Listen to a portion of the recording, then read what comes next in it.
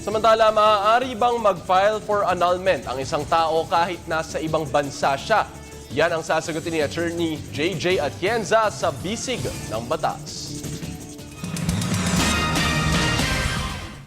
Isang maikling email ang aming natanggap mula kay Farah. Siya raw ay nakabase sa ibang bansa, subalit nais daw nito na mag-file ng petition for annulment of marriage dahil nga sa napakatagal na nilang hiwalay ng kanyang asawa.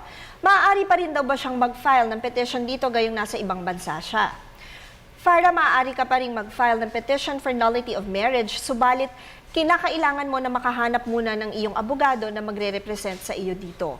May mga dokumento na kinakailangan mong ipanotarize sa Konsulado ng Pilipinas kung saang bansa ka naroroon upang ito ay maipresenta at maisama ng iyong abogado sa iyong petisyon. Mas makabubuti rin na kahit paano ay makauwi ka para makarating sa isang hearing kung saan ang korte at ang dalawang partido ay magkakaroon ng pagkakataon na makapag-participate sa trial ng iyong petisyon. Tandaan ang aming opinyon ay limitado lamang sa mga impormasyong inyong ibinigay sa amin. Maaari itong mag-iba, depende pa sa karagdagan detalye. Patuloy po kayong mag-email sa ptv4newscenter@gmail.com. Attorney JJ Jimeno Atienza, ang inyong bisig ng batas.